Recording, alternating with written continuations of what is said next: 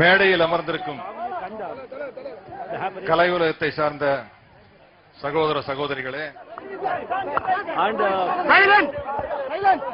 to all the politicians.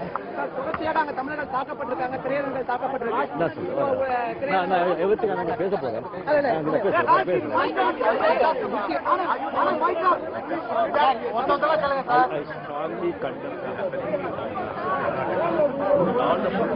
They should dissolve their differences and they should combine together to solve this problem. This is very, very sensitive problem, and this is a nation problem. It is a question of nation's unity and integrity. Thank you. பொதுவா சில மேடைகள்ல சில பேர் பேரை சொன்னா கைதட்டல் வாங்கலாம். யாருடைய பேரை சொன்னா நீங்க எல்லாம் கைதட்டுவீங்களோ அவங்க பேரை சொல்லி எல்லாம் கைதட்டல் வாங்கலாம். ஆனா அப்படி அவங்க பேரை சொல்லி கைதட்டல் வாங்கறதுக்கு பதிலா நான் நாக்க புடுங்கிட்டு சாவையா இங்க வந்தது வித்த காட்டுறதுக்கு இல்லையா. கர்நாடகால தமிழனை கன்னடத்துக்கார அடிக்கிறான், அதுக்கு கண்டன கூட்ட தெரிவிக்கிறதுக்காக வந்திருக்கோம். ஒரு நடிகர் பேரை சொல்லி கைதட்டல் வாங்கறதுக்காக வரலையா? அதிகமா சம்பளம் வாங்குற நடிகர் பேரை சொன்னா அதிகமா கைதட்டுவேன், அதோட கொஞ்சம் கம்மியா சம்பளம் வாங்குற நடிகர் பேரை சொன்னா அதோட கம்மியா கைதட்டுவேன். அப்படி அவங்க பேரை சொல்லி கைதட்டல் வாங்குறத விட நாக்க புடுங்கிட்டு சாமாட்டாங்க. தமிழ பேச வேண்டிய விஷயத்தை தான் பேசுவேன். அது நீ கவனிச்சா கவனி, கணிக்காட்டி போ. இது உலகம் முழுதும் வாழ்ற 10 கோடி தமிழனுக்கும் போய் சேருவதற்காக பேசுற பேச்சு, மானம் உள்ள தமிழனுக்கு போய் சேருவதற்காக பேசுகிற பேச்சு. பொதுவா நான் என்ன மனுஷன் அப்படின்னு சொல்லி இருக்கிறத நான் ஆசைப்படுறேன், நான் மனுஷன் சொல்லிக்கிறத ஆசைப்படுறேன். ஆனா இன்னையிலிருந்து நான் மனுஷன் இல்ல தமிழ அப்படின்னு சொல்லிக்கிறத ஆசைப்படுறேன். அப்ப உங்களுக்கு எல்லாம் ஒரு சந்தேகம் வரும், அப்ப தமிழ மனுஷன் இல்லையா அப்படின்னு ஒரு சந்தேகம் வரும். அதுல உங்களுக்கு சந்தேகமே வேண்டாயா, தமிழ மனுஷன் இல்ல மரம் அப்படின்னு தான் அவங்க எல்லாம் நினைச்சிட்டு இருக்கிறாங்க. ஒரு மரத்துக்கிட்ட ஒரு தமிழ வந்து ஒரு மனுஷனா இல்லாம மரமா இருந்தா என்னென்ன நடக்கும்? ஒரு நாய் அங்க வந்து காலை தூக்கிட்டு ஒண்ணு கடிக்கும், அது அந்த மரம் சகிச்சுக்கு. அப்புறம் அந்த வழியா போற ஒருத்தன் அந்த மரத்தை வெட்டிட்டு போய் அந்த மரத்துல கட்டல் செஞ்சு அந்த கட்டல் மேல கால் போட்டு படுத்து ஆட்டிக்கிட்டு இருப்பான். அப்புறம் டேபிள் சேர் பண்ணி அது மேலேயே உட்கார்ந்துக்குவான். இதையெல்லாம் சகிச்சுட்டு நாம மரமா வாழ்ந்துட்டு இருந்தோம்னா நம்மளுக்கு மரியாதையே இல்லாம போயிடும். மரமா வாடாத தமிழா, தமிழனா வாழு, மனுஷனா வாழுன்னு சொல்றேன். ஏன்னா எந்த மேடையில எதை சொல்லி கைதட்டல் வாங்குறதுன்னு எனக்கும் தெரியும். ஒரு படத்தினுடைய 100ஆம் நாள் விழாக்கு போனா அந்த படத்தில் நடிச்ச நடிகர்கள் பேரை சொல்லி கைதட்டுவாங்களா? இங்க கர்நாடகால நம்ம சகோதரன் அடிக்கிறான், அதனால அது சம்பந்தமா மட்டும்தான் நான் பேசுவேன். காந்தி சொல்லியிருக்காரு, ஏன் ஐ ஃபார் அன் ஐ அப்படின்னு ஆரம்பிச்சா உலகத்தில் இருக்கிற 600 கோடி பேரும் குருடனாத்தான் இருப்பான். ஏன்னா என் கண்ணை நீ புடுங்கினங்கிறதுக்காக உன் கண்ணை நான் புடுங்கினா பக்கத்துல இருக்கிறவங்க கண்ணை புடுங்குவா, அவன் இவன் கண்ணை புடுங்கி இவங்க அவங்க கண்ணை புடுங்கி கடைசியில உலகத்தில் இருக்கிற 600 கோடி பேரும் குருடனாத்தான் இருப்பாங்க. ஆனா பழி வாங்குற உணர்ச்சி இருக்க கூடாது அப்படின்னு காந்தி சொன்னாரு. ஆனா இப்ப அது சரிப்பட்டு வராதுங்க. ஏன்னா தமிழனுடைய கண்ணை முதல்ல 30, 40, 50 வருஷத்துக்கு முன்னாடி மகாராஷ்டிரால பால் தாக்கரேன்னு ஒரு ஆளு சிவசேனான்னு ஆரம்பிச்சு புடுங்க ஆரம்பிச்சான். அதுக்கப்புறம் மலேசியால தமிழங்கண்ண புடுங்குறான், நம்ம ஈழத்தில் தமிழங்கண்ண புடுங்குறான், இப்ப கர்நாடகாலையும் தமிழனோட கண்ணை புடுங்குறான். Eye for an eye makes the world பிளைண்ட்னு காந்தி சொல்றது நாம கடைபிடிக்கணும்னா இந்த உலகத்தில் இருக்கிற 600 கோடி பேர்ல 10 கோடி தமிழன் மட்டும் குருடனா இருப்பான், மீதி 590 கோடி பேர் கண்ணோட சுத்திக்கிட்டு இருப்பான். மறந்துடாதீங்க, மீதி 590 கோடி பேர் கண்ணோட சுத்துவான், 10 கோடி தமிழை மட்டும் குருடனா சுத்துவான். ஏற்கனவே தமிழ் வந்து கருத்த குருடனாவும் சிந்தனை குருடனாவும் சுத்திக்கிட்டு இருக்கிறான். அவனுக்கு கண்ணும் குருடாய் போச்சுன்னா மயிறு மாதிரி இருக்கும் வாழ்க்கை. ஞாபகம் வச்சுக்க, இது இன்னைக்கு நேரத்துக்கு நடக்கிற பிரச்சனை இல்லைங்க. கிட்டத்தட்ட 40 வருஷத்துக்கு முன்னால புரட்சி தலைவர் எம்ஜிஆர் அவர்கள் இங்க தமிழக முதலமைச்சரா இருந்தப்போ, அப்ப அங்க குண்டுராவ் முதலமைச்சரா இருந்தாரு. அங்க கர்நாடகா இதே மாதிரி காவிரி பிரச்சனை அப்ப வந்துடும்.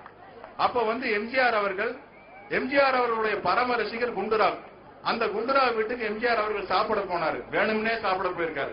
போய் சிக்கன் வச்சாங்க, மட்டன் வச்சாங்க, அதை வச்சாங்க, இதை வச்சாங்க, எல்லாத்தையும் சாப்பிட்டாரு.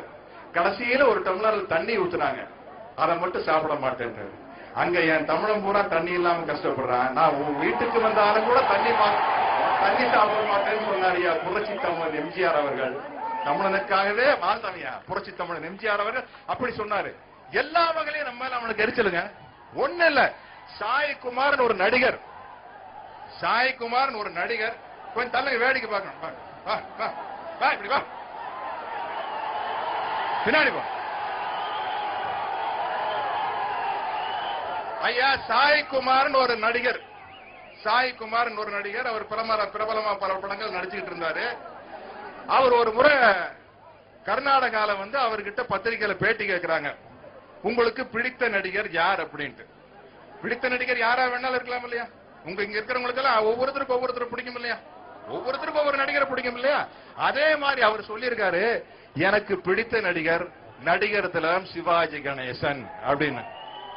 என்ன தப்பு? அவரை உதைச்சு உனக்கு பிடிச்ச நடிகர் ராஜ்குமார்னு சொல்லியா நடிச்சிருக்காயா கன்னடத்துக்கார. இதுக்கு பேர் தான் கன்னட வெறிங்கிறது. இதுக்கு பேர் தான் கன்னட வெறி. நான் உண்மையிலேயே இந்த சந்தன கடத்தல் வீரப்பன் செஞ்ச அட்டுழித்து பார்த்து எனக்கு ரொம்ப ஆவேசம் இருந்தது. ரொம்ப தப்பு, அநியாய, அக்கிரமா. ஆனா பல வீரப்பணங்களை நீ உருவாக்கிறாத. வீரப்பனை உருவாக்காரியா? அது உங்க கையில தான் இருக்குது. மாசேத்தன் சொல்லியிருக்காரு, நாம் என்ன ஆயுதத்தை எடுக்க வேண்டும் என்பதை நம் எதிரிகளே தீர்மானிக்கிறார்கள் அப்படின்ட்டு. ஆயுதத்தை எடுக்க விரும்பல, ஆயுதத்தை எடுக்கக்கூடிய சூழ்நிலையை தயவு செய்து உருவாக்கிறாதீங்க. இன்னைக்கு வந்து ஒகனேக்கல் கூட்டு குடிநீர் திட்டம் நம்ம தமிழக முதலமைச்சர் டாக்டர் கலைஞர் அவர்களால் கொண்டு வரப்பட்டிருக்குன்னா அதனால தமிழக மக்களுக்கு மட்டும் லாபம். ஆனா கர்நாடகாவில் இருக்கிறவனுக்கு எந்த விதமான நஷ்டம் கிடையாதுயா. நம்ம தண்ணிய நாம் எடுத்துக்கிறோம், நம்ம பொண்டாட்டிக்கிட்ட நாம படுத்தா அவனுக்கே ஏன் வேகுது?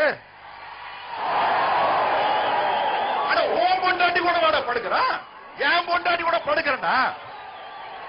ஒகனேக்கல் கூட்டு குடிநீர் திட்டங்கிறது வந்து உனக்கு எந்த நஷ்டம் கிடையாது, உனக்கே வேகுது. ஏன்னா அங்க நீ எதையாச்சும் சொல்லி நீ அரசியல் பண்ணும்.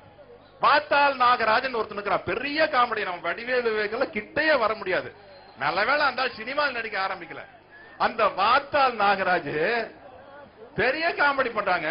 ஈரோடெல்லாம் வந்து கர்நாடகத்துக்கு சேரணுமாமா. ஈரோடு, கிருஷ்ணகிரி, இதான் இந்த நம்ம மெட்ராஸ், நம்ம பீச், இந்த ஏரியா, நீங்க நிக்கிற ஏரியா, இதெல்லாம் கர்நாடகத்துக்கு சேர்ந்து நம்ம வாயில வந்து விரல் வச்சுக்கிட்டு போனோம். வார்த்தால் நாகராஜ் ஒருத்தர். நம்ம சம்பந்தப்பட்ட ஒருத்தரே ஒரு காலத்துல பேட்டி கொடுத்துருக்காங்க, எனக்கு மிகவும் பிடித்த பேச்சாளர் வார்த்தால் நாகராஜன். எப்படி இருக்கு யோசிச்சு பாருங்க. நம்ம சொல்ல முடியுமா அங்க போய் எனக்கு பிடித்த பேச்சாளர் பேரறிஞர் அண்ணான்னு சொல்ல முடியுமா? சொல்ல முடியாதுயா. ஏன்னா இப்படி எல்லா விஷயத்திலையும் வந்து ஒன்னே ஒண்ணு வச்சுங்க, வந்தாரே வாழ வைக்கும் தமிழ்நாடு, இதையே பேசிட்டு இருக்காத. நீ வந்து கேண ஆயிடுவ. வந்தாரே வாழ வைக்கும் தெரியணும், வாலாட்டுனா ஒட்ட நறுக்கவும் தெரியலையா? அவன்தான் தமிழ. வந்தார வாழ வச்ச நீ குனிஞ்சிட்டே இருந்தீங்கன்னா உன் மேல குதிரை ஏறிட்டே தான் இருப்பான். நீ குனிஞ்சா உன் மேல வந்து ஏறத்தான் செய்வான். குனியாத, நிமிந்து நில்லு, நிமிந்து நில்லு. ஏன்னா ஒன்னே ஒண்ணு வச்சுங்க, இன்னைக்கு வந்து ஒரு ஒகனேக்கல் கூட்டு குடிநீர் திட்டம் அப்படிங்கிறது ஒரு அரசியல் சம்பந்தப்பட்ட பிரச்சனை. இதுக்கு சினிமாக்கு என்ன சம்பந்தம் இருக்குன்னு நீங்க நினைக்கலாம். இல்ல, ஒன்னே ஒண்ணு வச்சுக்கங்க, ஒவ்வொரு தனித்தனி தொழில் புரிபவர்களுக்கும் தனித்தனியாக பிரச்சனை ஏற்பட்டால் அந்த தொழிலில் ஈடுபட்டு கொண்டிருப்பவர்கள் அந்த பிரச்சனையை பார்த்துக் கொள்வார்கள். இப்ப வந்து விவசாயிகளுக்கு ஒரு பிரச்சனை வருதுன்னு வச்சுங்களேன், விவசாயிகளுக்கு சேர்ந்த சங்கங்கள் இருக்குது, அமைப்பு இருக்குது, அவங்க எல்லாம் பாத்துக்குவாங்க. ஆனா நம்மளும் மனிதாபிமானத்தோட இந்த விவசாயிகள் சம்பந்தப்பட்ட பிரச்சனைல பங்கெடுக்கலாம், தப்பு இல்ல. அதே மாதிரி போக்குவரத்து ஊழியர்களுக்கு ஒரு பிரச்சனைனா அதை வந்து பாத்துக்கிறதுக்கு அவங்களுக்கு சங்கம் இருக்குது. மற்ற தொழிலை செய்பவர்களும் மனிதாபிமானத்தோடு அந்த சங்கத்தில் சேர்ந்து இல்ல அவர்களுக்கு ஆதரவாக குரல் கொடுக்கலாம். அதே மாதிரி சினிமாவில் ஒரு பிரச்சனை வந்துன்னா அந்த தீர்த்துக்கிறதுக்கு நாங்க இருக்கோம். எங்களுக்கு விவசாயிகளோ வேறு தொழில் செய்பவர்களோ ஆதரவு கொடுக்க வேண்டும் அவசியம் இல்லை, தார்மீக முறையில் ஆதரவு கொடுக்கலாம்.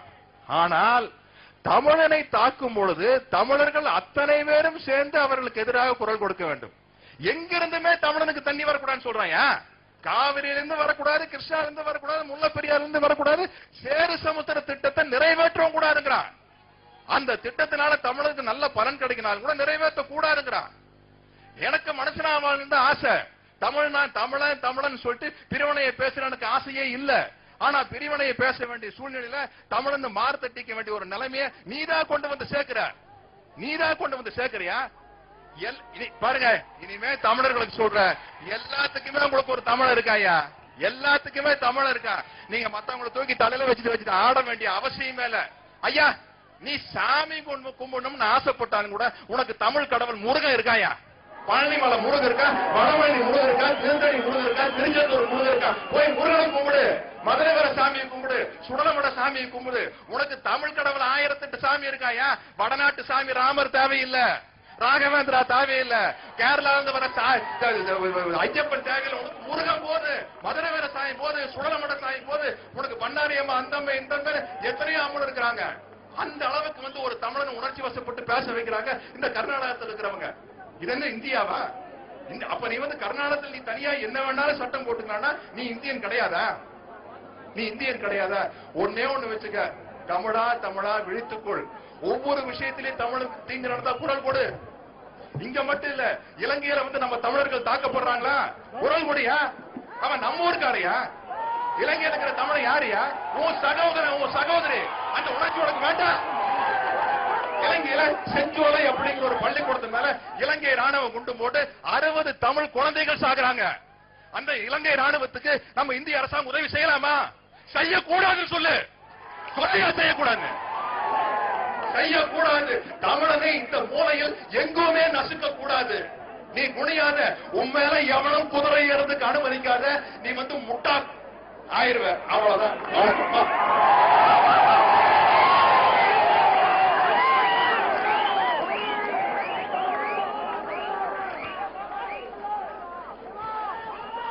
கவி பேரரசு